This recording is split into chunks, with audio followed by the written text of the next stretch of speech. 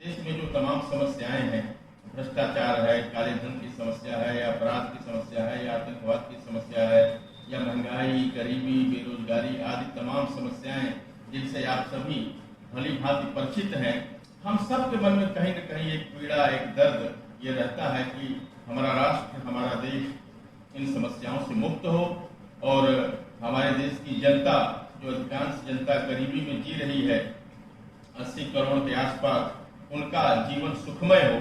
तो निश्चित तौर पर अर्थ क्रांति प्रस्ताव एक ऐसा प्रस्ताव है जिसके लागू होने पर ये तमाम समस्याओं का समाधान हो जाएगा और लोगों के जीवन में खुशहाली आएगी। अब कैसे अर्थ क्रांति प्रस्ताव से इन समस्याओं का समाधान होगा, लोगों के जीवन में कैसे खुशहाली आएगी, इस पर हम अपनी चर्चा को आगे बढ़ाएंगे। जैसा कि आप जानते हैं, आप जितनी भी समस्याओं को अपने मन में लाए हैं देश की, जैसे भ्रष्टाचार की बात हो, या काले धन की बात हो, या अपराध की बात हो। अपराध में बहुत कुछ आ सकता है, आप बहुत कुछ सोच सकते हैं। आतंकवाद की बात हो, नक्सलवाद की बात हो, नकली नोट की समस्या की बात हो, इन सारी समस्याओं के पीछे आप पाएंगे कहीं न कहीं काला धन और बड़े नोट, ये कहीं न कहीं इसके पीछे हैं, मूल कारण में है।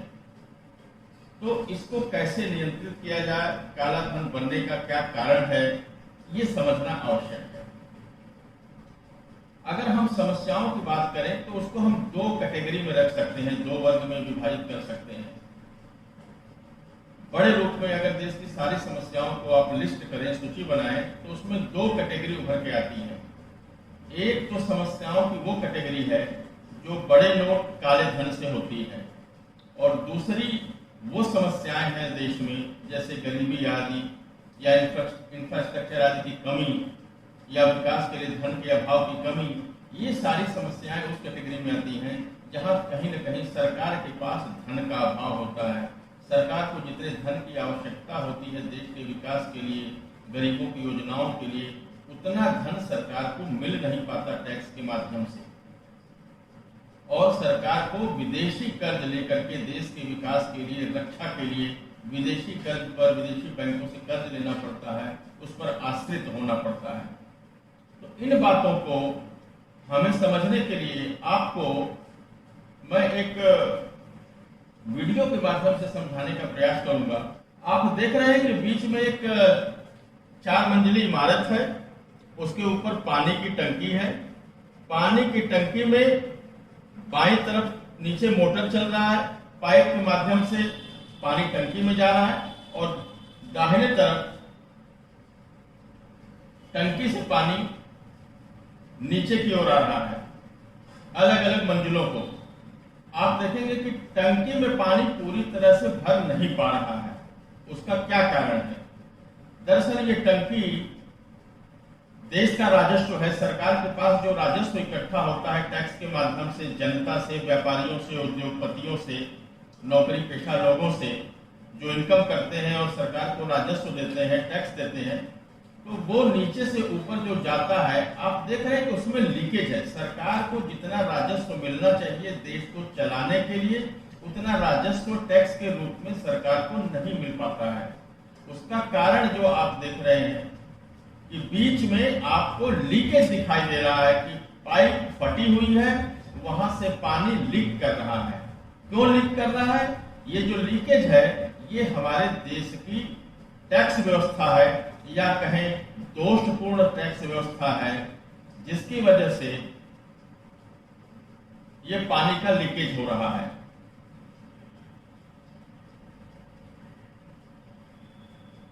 और ऊपर आप देखेंगे कि टंकी खाली है, और टंकी से जो पानी नीचे सरकार अलग अलग सरकार के जो खर्चे हैं, पहला आप देखेंगे सबसे ऊपर की जो मंजिल है वो सरकार का वो खर्चा है जो सरकार विदेशी बैंकों से जो कर्ज लेती है, उसका जो प्रीमियम इंस्टॉलमेंट देती है, वो सबसे पहला खर्च होता है सरकार का। और दूसरा सबसे बड़ा खर्चा जो सरकार का होता है वो सरकार को रन करने का, सरकार को चलाने का होता है, कॉस्ट ऑफ रनिंग गवर्नमेंट। और जो तीसरा सबसे बड़ा खर्च होता है वो देश की रक्षा का होता है, नेशनल सिक्योरिटी का, जो आप देख रहे हैं नीचे से दूसरी मंजिल के रूप में जिसे दर्शाया गया है इस चित्र में। और सबसे नीचे की मंजिल वो राष्ट्र का विकास, इंफ्रास्ट्रक्चर और जो गरीबों की जितनी भी योजनाएं हैं, कमजोर वर्ग की जितनी भी योजनाएं हैं, उसके लिए वो खर्च आता है ऊपर से। लेकिन आप देख रहे हैं कि जो खर्च 3 मंजिल को तो पानी मिल रहा है नल से, लेकिन नीचे की मंजिल को देश के विकास के लिए, गरीबों की योजनाओं के लिए सरकार के पास पैसे का भारी अभाव है। तो इस समस्या का समाधान क्या है? आप ध्यान दें, टंकी से जो पानी नीचे आ रहा है वहां भी लीकेज है। वो है करप्शन, जिसे हम कहते हैं कि जब सरकार पैसा ऊपर से नीचे भेजती है विकास के लिए, योजनाओं के लिए, गरीबों के लिए, तो कहीं न कहीं व्यवस्था में भ्रष्टाचार व्याप्त होने से वो पैसा ऊपर से नीचे सही व्यक्ति तक, सही योजनाओं में जितना लगना चाहिए पूरा लग नहीं पाता। तो ये है देश की व्यवस्था। लोगों को जो टैक्स, लोगों का जो टैक्स सरकार के पास पहुंचना चाहिए वो नहीं पहुंच पा रहा है। वो टैक्स व्यवस्था में कमी की वजह से नहीं पहुंच पा रहा है। जब तक इस टैक्स व्यवस्था में सुधार नहीं होगा तब तक सरकार के पास पर्याप्त राजस्व कभी भी इकट्ठा नहीं हो सकता। उसके पास देश के विकास के लिए, गरीबों की योजनाओं के लिए, शिक्षा के लिए, चिकित्सा के लिए पर्याप्त पैसा कभी नहीं रहेगा और उसको विदेशी बैंकों पर आश्रित होना होगा। आत्मनिर्भर भारत का निर्माण संभव नहीं है जब तक सरकार के पास पर्याप्त धन न आए, और वो धन नहीं आ पा रहा है उसका एकमात्र कारण है देश की टैक्स व्यवस्था, देश की कर प्रणाली। आप देख रहे हैं जो लीकेज हो रहा है वही मूल कारण है। टैक्स व्यवस्था की वजह से, इनकम टैक्स अधिक होने की वजह से देश का व्यापारी, देश का इनकम करने वाला जो वर्ग है वो 100 रुपए कमा करके 20 रुपए 30 रुपए नहीं देना चाहता है। उसको ज्यादा लगता है टैक्स, या टैक्स व्यवस्था में कई खामियां हैं जिसकी वजह से देश में काले धन का निर्माण होता है। और इस काले धन के निर्माण में सबसे बड़ा माध्यम जो बनता है वो बनता है बड़े नोट, विशेष करके वर्तमान समय में 2000 और 500 के नोट। अब आप इस बात को स्पष्ट तौर पर समझ लीजिए कि देश के सरकार के पास जो धन का अभाव है, जिसके लिए सरकार को विदेशी बैंकों के आगे हाथ फैलाना पड़ता है, इसका मुख्य कारण है देश की कर व्यवस्था। जब तक इस टैक्स व्यवस्था में सुधार नहीं होगा तब तक यह स्थिति बनी रहेगी और आत्मनिर्भर भारत का जो आजकल स्लोगन दिया जा रहा है सरकार की तरफ से, वह वास्तविकता का रूप नहीं ले सकता जब तक सरकार के पास पर्याप्त राजस्व की प्राप्ति न हो। और इसी टैक्स व्यवस्था की वजह से काले धन का निर्माण होता है, और इस काले धन के निर्माण से यही भ्रष्टाचार का भी मूल कारण है, यही आतंकवाद का भी मूल कारण है। जितने भी आतंकवाद की घटनाएं हों या भ्रष्टाचार के, घोटाले के, घुसखोरी के जितने भी घटनाएं आप सोच सकते हैं, या नक्सलवाद की बात करें या नकली नोट की समस्या की बात करें, ये तमाम देश में समस्याएं इस बड़े नोट की वजह से होती हैं। जो लेन देन लोगों का होता है, आतंकवाद हो या दंगा में जो फंडिंग होती है हवाला के माध्यम से होती है, वो बड़े नोटों के माध्यम से होती है। जब बड़े नोटों के माध्यम से कोई लेन देन होता है तो उसका कोई फुटप्रिंट नहीं होता है। कोई ये नहीं बता सकता कि किसने पैसा किसको दिया, कितना दिया, कब दिया, ये सब बातें पता नहीं चलती। ये बड़े नोट देश की इन सारी समस्याओं के मूल में है। इस बात को समझना बहुत आवश्यक है। ज्यादातर समाज में लोग समस्याओं की तो बात करते हैं, समस्याओं को लेकर के उद्वेलित भी रहते हैं, सरकार से उनको बहुत शिकायत भी है, लेकिन वो मूल कारण नहीं जानते कि इन सारे अपराध, आतंकवाद, भ्रष्टाचार, करप्शन के पीछे ये बड़ी नोट है, ये काला धन है, और काला धन बनने का मूल कारण इस देश की टैक्स व्यवस्था है। जब तक ये बड़े नोट बंद नहीं होंगे, जब तक यहाँ टैक्स व्यवस्था में परिवर्तन देश में नहीं होगा, तब तक इन समस्याओं का समाधान करना असंभव है। और दूसरी तरफ जो पैसा ऊपर से नीचे आ रहा है करप्शन के माध्यम से, ये जो करप्शन हो रहा है ये भी बड़े नोटों की वजह से ही हो रहा है। ये भी काला धन की वजह से ही हो रहा है, और इस सब का मूल कारण टैक्स व्यवस्था और बड़े नोट। इसीलिए अर्थ क्रांति प्रस्ताव इन्हीं दो लीकेज को बंद करने की बात करती है। अब आप देखिए, इन दो लीकेज की वजह से इसका परिणाम क्या होता है। सरकार के पास जब धन नहीं इकट्ठा होता है तो एफडीआई आदि के माध्यम से सरकार टैक्स बढ़ाने की कोशिश करती है, अपनी इनकम बढ़ाने की कोशिश करती है, लेकिन उसका परिणाम सरकार की इनकम बढ़ने की बजाय ये जो लीकेज है ब्लैक मनी का, करप्शन का, सरकार के पास पैसा जाने की बजाय, राजस्व बढ़ने की बजाय, टैक्स बढ़ने की बजाय ब्लैक मनी और करप्शन को ही बढ़ावा मिलता है एफडीआई आदि के माध्यम से। तो फिर इसका क्या समाधान है? और जितना ये लीकेज हो रहा है, जितना ब्लैक मनी फॉर्म हो रहा है, उसकी वजह से एक समानांतर अर्थव्यवस्था इस देश में चल रही है, पैरेलल इकोनॉमी जो आप देख रहे हैं। इसकी वजह से भूमिगत अर्थव्यवस्था का जन्म हो रहा है, और यही भूमिगत अर्थव्यवस्था, यही समानांतर अर्थव्यवस्था, यही काला धन, करप्ट पॉलिटिक्स को इस देश में जन्म दे रहा है। जब तक ये करप्ट पॉलिटिक्स रहेगी, जब तक ये काला धन रहेगा, जब तक ये समानांतर और भूमिगत अर्थव्यवस्था रहेगी, तब तक इन समस्याओं का समाधान करना मुश्किल ही नहीं, असंभव सा लगता है। और यही भूमिगत अर्थव्यवस्था, यही पैरेलल इकोनॉमी, यही बड़े नोटों की वजह से, इसी काले धन की वजह से आप देखते जाइए कितनी बड़ी समस्याएं इस देश में पैदा हो रही हैं। उसी की वजह से करप्ट ब्यूरोक्रेसी और करप्ट व्यापार या ट्रेड बिजनेस जो कहें आप, इसका जन्म इस देश में होता है। तो इसी ब्लैक मनी की वजह से, इसी समानांतर अर्थव्यवस्था की वजह से करप्ट पॉलिटिक्स, जब हम कहते हैं करप्ट पॉलिटिक्स तो आप सोच सकते हैं देश की पूरी चुनाव व्यवस्था, पूरी पॉलिटिक्स किस तरह से करप्ट है, उसका मूल कारण समझने का आप प्रयास कीजिए। आज हमारा लक्ष्य यह है कि आप देश की समस्याओं के पीछे जो मूल कारण है, जब तक हम आप मूल कारण को नहीं समझेंगे, तब तक इन समस्याओं का समाधान हम कैसे कर पाएंगे। पेड़ सूखा हुआ है, हम पत्ते पर पानी दे रहे हैं, हम डाल पर पानी दे रहे हैं, हम टहनियों पर पानी दे रहे हैं, जब तक हम उसकी जड़ में पानी नहीं देंगे, तब तक पेड़ कैसे हरा भरा हो सकता है। इस बात को हमें आज इस स्लाइड के माध्यम से, इस पिक्चर के माध्यम से समझने की आवश्यकता है। कहें इस बात को समझना, अगर आप किसी से कहें कि इस देश की सारी समस्याओं के पीछे देश की टैक्स व्यवस्था है, तो उसको सहसा विश्वास नहीं होगा। इस बात को हमें लोगों को समझाने की आवश्यकता है कि किस प्रकार देश की सारी बड़ी समस्याओं के पीछे काला धन है, बड़े नोट हैं और इस देश की टैक्स व्यवस्था है। इस बात को लोगों को समझाने की आवश्यकता है। जब तक इस बात को इस देश के लोग समझ नहीं पाएंगे, तब तक इस देश की समस्याओं का समाधान असंभव है। और हम सबका अर्थ क्रांति टीम का आदरणीय श्री अनिल गोकिल जी के नेतृत्व में राष्ट्रीय स्तर पर हम सभी कार्यकर्ता देश के लोगों को यही समझाने का प्रयास कर रहे हैं। विगत 10, 15, 20 वर्षों से यह अभियान चल रहा है, और अब अर्थ क्रांति टीम ने अर्थ क्रांति मंच के माध्यम से संकल्प लिया है कि इसे हम जन जन तक पहुंचाएंगे। जरूरत पड़ा तो लाखों लोगों तक इस बात को पहुंचाएंगे और लोगों को प्रेरित करेंगे कि वो सरकार से अर्थ क्रांति प्रस्ताव को लागू करने की मांग करें।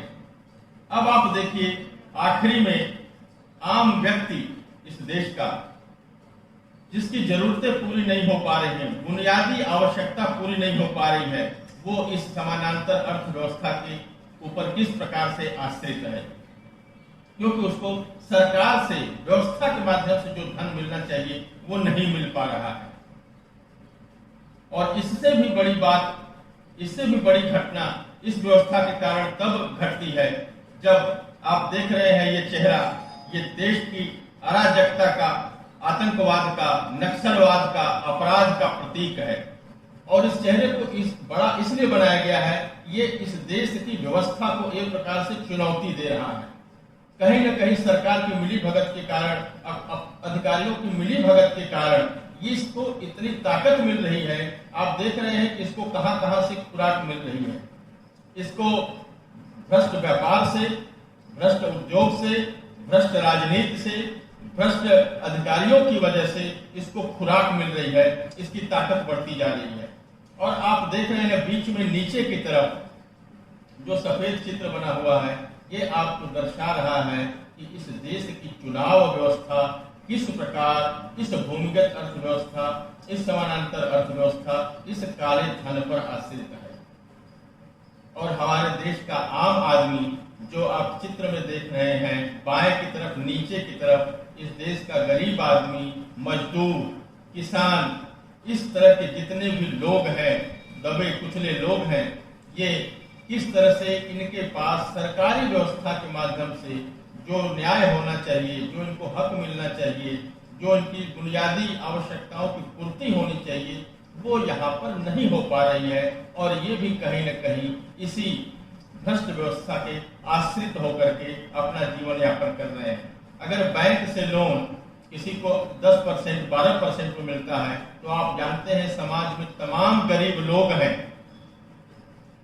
जो 2% पर, 3% महीने पर लोन उठाते हैं। क्यों?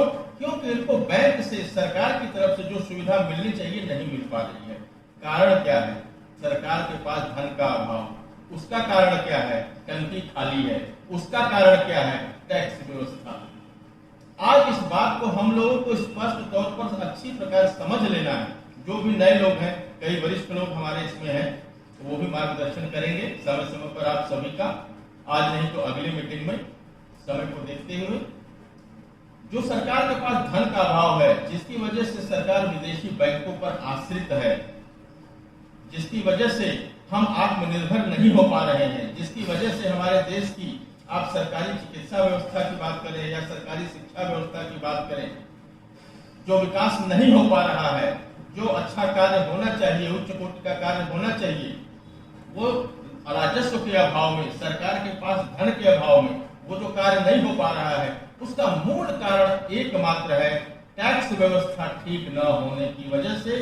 जो धन लीक कर रहा है, उसकी वजह से ब्लैक मनी का निर्माण हो रहा है, जिसकी वजह से तमाम समस्याएं इस देश में पैदा हो रही हैं और सरकार के पास राजस्व नहीं पहुंच पा रहा है।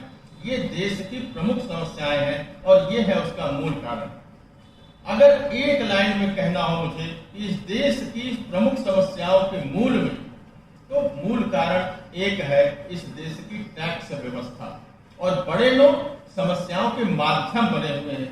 ये माध्यम जब तक रहेगा, ये मूल कारण जब तक रहेगा, हम देश की समस्याओं का समाधान नहीं कर पाएंगे। आत्मनिर्भर भारत का हमारा जो सपना है वह पूरा नहीं हो पाएगा।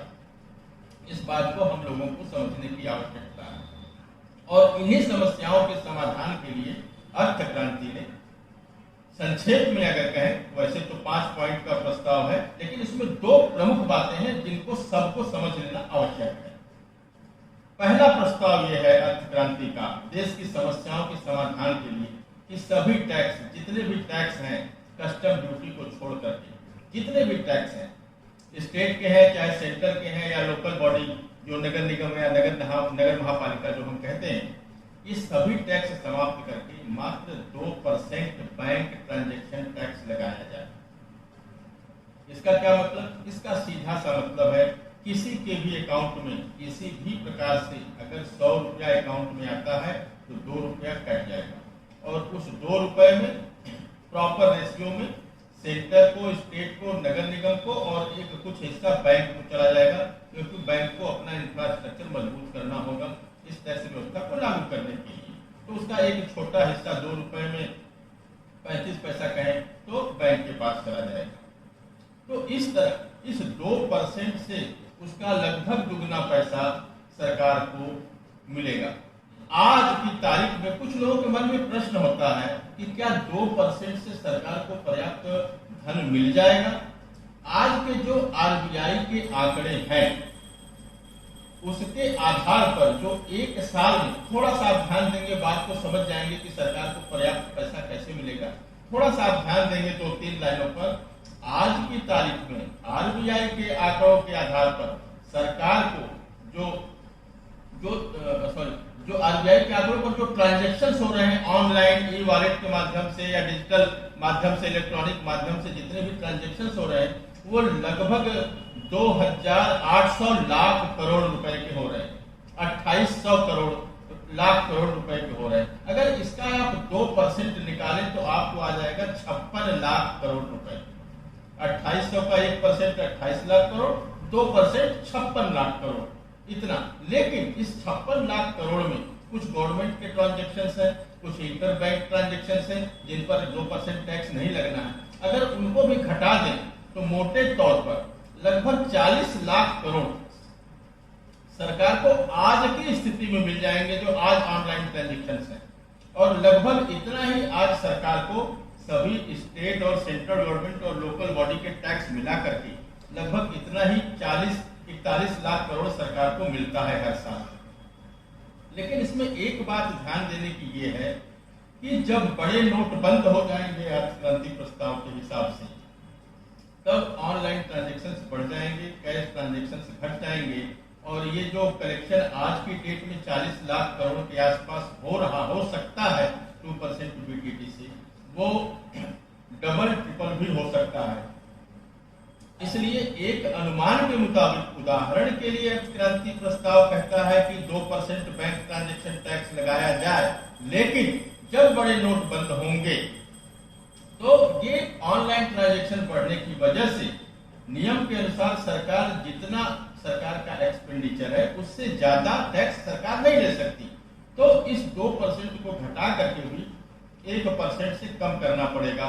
अनुमान है कि 0.7% बीटीटी इस देश की व्यवस्था को चलाने के लिए पर्याप्त होगा। अर्थक्रांति प्रस्ताव में दो प्रमुख बातें हैं। सबसे प्रमुख बात है कि सभी टैक्स समाप्त करके 2% बैंक ट्रांजैक्शन टैक्स लगाया जाए, देश में और कोई टैक्स नहीं होगा। दूसरी प्रमुख बात है 100 से बड़े नोट बंद किए जाएं। और तीसरी एक कंडीशन है, इसको थोड़ा सा समझ लें कि अर्थक्रांति प्रस्ताव के हिसाब से निर्णय तो सरकार को करना है, लेकिन प्रस्ताव यह है कि जो कैश ट्रांजैक्शन है उसकी एक सीमा निर्धारित की जाए, जैसे 2,000 या 5,000। उसके ऊपर के जो भी कैश ट्रांजैक्शन होंगे, शब्दों पे ध्यान देंगे, उसके ऊपर के जो भी कैश ट्रांजैक्शन होंगे उसको कानूनी मान्यता प्राप्त नहीं होगी। इसका क्या मतलब? इसका मतलब यह है कि आप कर तो सकते हैं ट्रांजैक्शन अपनी इच्छा से 100 की नोट में 10,000 की, लेकिन आपको रसीद नहीं मिलेगी। अगर आपके साथ कोई घटना घट जाती है, जैसे आपने टीवी या फ्रिज खरीद लिया कैश दे करके, 10,000 20,000 कैश दे करके, तो आपको क्लेम करना पड़ा, कोई गारंटी या वारंटी की इस प्रकार की कोई बात नहीं होगी। मतलब आप अपने रिस्क पर, अगर आप 1% 2% टैक्स बचाने के लिए इस तरह का रिस्क लेना चाहें तो आप ले सकते हैं। तो सामान्यतया 1% 2% बचाने के लिए कोई भी व्यक्ति इस प्रकार का रिस्क लेना नहीं चाहेगा। तो ये अर्थक्रांति प्रस्ताव की प्रमुख बातें हैं, और दो बातें प्रमुख हैं, इनको हम सबको समझना है। इस देश की समस्याएं हम सभी जान रहे हैं, और समस्याओं का मूल कारण जिसको आज हमने समझाने का प्रयास किया, समस्याओं के मूल में टैक्स व्यवस्था है देश की, जिसको बदलने की आवश्यकता है, बड़े नोट हैं जिसको खत्म करने की, और टैक्स व्यवस्था को बदलने की बात अर्थक्रांति ने की है अर्थक्रांति प्रस्ताव के माध्यम से। इसके साथ ही आजकल अर्थक्रांति प्रस्ताव के एक अलग विषय की चर्चा देश में जोरों पर चल रही है। उस विषय पर विस्तार से एक दिन एक पूरा सेशन हम रखेंगे, और उसमें वरिष्ठ लोग आपका मार्गदर्शन करेंगे, जैसे भाई प्रशांत जी हैं यहाँ पर, ऐसे ही अन्य कई वरिष्ठ लोग हैं जो आपका उस सेशन में मार्गदर्शन करेंगे।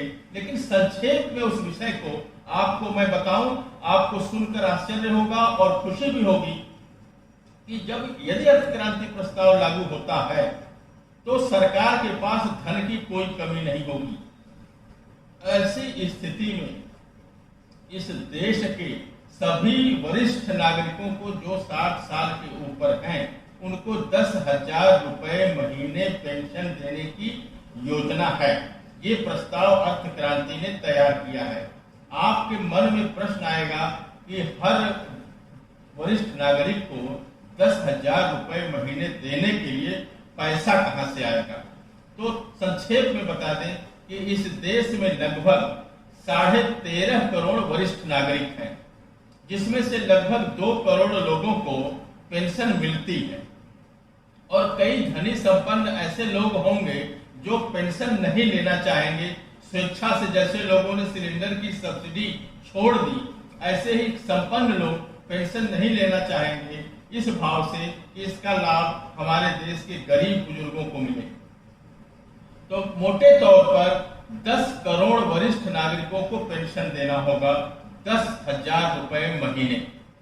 उसके लिए अगर आप गुणा करके देखें तो 1 लाख करोड़ महीने धन की आवश्यकता होगी और साल में 12 लाख करोड़ की आवश्यकता होगी। एक साल में 12 लाख करोड़, ये लगभग हमारे जीडीपी का 6% मात्र होता है। हमारी जीडीपी 200 लाख करोड़ की है देश की, उसका मात्र 6% अगर हम इसमें लगा दें तो देश के सभी वरिष्ठ नागरिकों को 10,000 रुपए महीने पेंशन मिलने चाहिए। अर्थ क्रांति प्रस्ताव के माध्यम से यदि बीटीटी लागू होता है तो मात्र 0.6%, जैसे हमने अभी बताया कि एक अनुमान के मुताबिक देश की पूरी अर्थव्यवस्था को चलाने के लिए मात्र 0.7% बैंक ट्रांजैक्शन टैक्स पर्याप्त होगा। अगर उसमें 0.6% ऐड कर दें, मतलब 1.3% अगर कर दें टैक्स बीटीटी, तो 12 लाख करोड़ रुपए तो वहीं से आ जाएगा। तो ये कोई बड़ी बात नहीं है। समाधान अर्थ क्रांति ने दे दिया है, लागू करने की आवश्यकता है। सरकार को इस पर गंभीरता पूर्वक विचार करने की आवश्यकता है। आप कल्पना करें कि जब हर परिवार के बुजुर्ग को 10,000 रुपए महीने पेंशन मिलने लगेगा, किसी परिवार में 2 बुजुर्ग हैं तो उनको 20,000 महीने पेंशन मिलेगा, तो उस घर की स्थिति में कितना बड़ा परिवर्तन आ जाएगा। उस घर के बच्चे बाहर के अन्य राज्यों में, अन्य दूर दराज के क्षेत्रों में नौकरी के लिए विवश होकर जाने को मजबूर नहीं होंगे। तो एक बहुत बड़ा परिवर्तन देश में आ सकता है। और जितने भी बुजुर्ग हैं देश में, सब ने राष्ट्र की सेवा किसी न किसी प्रकार की है। अगर सरकारी नौकरी में रह करके एक बस के ड्राइवर ने, रोडवेज बस के ड्राइवर ने अगर देश की सेवा की है, तो एक ऑटो चलाने वाले ने, एक रिक्शा चलाने वाले ने, एक बुजुर्ग जो ठेला चलाता है, उसने भी जीवन भर देश और राष्ट्र की सेवा ही की है। वो भी इस बात का हकदार है कि उसे, उसकी भी वृद्धावस्था गरिमापूर्ण हो, सम्मानपूर्ण हो, उसे भी सम्मान का जीवन प्राप्त हो। इन्हीं स्थितियों को देखते हुए अर्थ क्रांति ने यह प्रस्ताव सरकार के समक्ष रखा है। तो इसकी एक संक्षिप्त जानकारी हमने आपको दी है। और ये अभियान इस समय महाराष्ट्र में, और हमारे भाई प्रशांत देशपांडे जी जो इस मीटिंग में उपस्थित हैं, ये इसको लीड कर रहे हैं वहां पर, इनकी पूरी टीम। और इस अभियान के माध्यम से घर घर जा करके लोगों को सदस्य बनाया जा रहा है। लाखों लोगों को सदस्य लॉकडाउन की पीरियड के पहले बनाया जा चुका है। हर घर इस अभियान से जुड़ना चाह रहा है कि हम इस संस्था के सदस्य बने। सरकार से जो ये मांग हो रही है अर्थ क्रांति प्रस्ताव लागू करने की, हर वरिष्ठ नागरिक को जिसको पेंशन नहीं मिलती है, जिसकी आर्थिक स्थिति कमजोर है, उसे भी 10,000 रुपया महीना मिले, इस मांग को लेकर के लाखों लोग अर्थ क्रांति अभियान से जुड़ रहे हैं। हम सब लोगों का प्रयास है, आप लोगों के माध्यम से, आप सभी देशभक्त लोगों के माध्यम से, हम भी घर घर जाकर, गांव जाकर लोगों को अर्थ क्रांति प्रस्ताव के बारे में बताएं, वरिष्ठ नागरिक पेंशन के बारे में बताएं, ताकि देश के वरिष्ठ नागरिकों का जीवन खुशहाल हो सके, सुखमय हो सके।